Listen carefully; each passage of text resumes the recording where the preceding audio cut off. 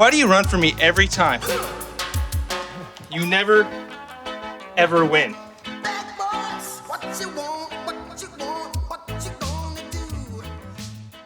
I pulled around the corner. I saw this guy on the bike. He's taken off from us quite a few times. He never seems to check in with parole, which is he's on parole for a prior drug case. So every month or so, he always seems to have a warrant for his arrest. And sure enough, when we ran him about a day or two prior, he was wanted by parole again. So every time we see him, he's always wanted. And every time he sees us, he always runs right away. Whether or not we get out of the car or try to talk to him, he always takes off. So he's going.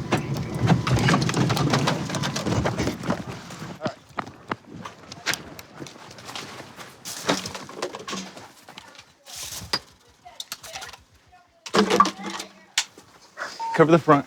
What are you doing? Unlock the door now. What happened? Unlock the door. Where's he at? God. Where's he at? When we made entry, there were a couple people inside, and they were saying that they had no idea what was going on. That some guy ran into one of their bedrooms.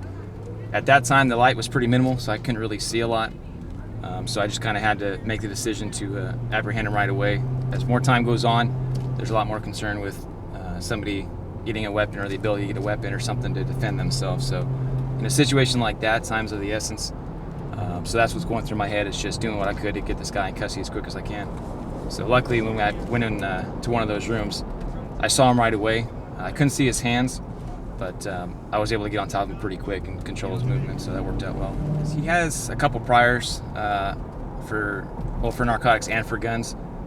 It's been a few years since he's had any guns reported, but when people have guns in the past, there's nothing to say they wouldn't have them again. So the fact that he has prior arrests for it, and he's also a documented gang member, so you put two and two together, and the fact that they're running from us, and he's on parole for narcotics, so you can be under the influence. There's a lot of factors that can determine what a person will do. So all that stuff was going through my head at the same time, and that was kind of helping me to make decisions on what I was and wasn't going to do. The bike's right here. He ran around through there and into the house. They don't know him, apparently. Why'd you run, man? Cause, man, I got scared. Huh? I know what you guys were chasing me for. It's illegal to run from the police. It's a crime. You can't do it. He's taken off from me personally 3 times. I'm sure there's been other officers that have either caught him or lost him. But I don't know what his deal is.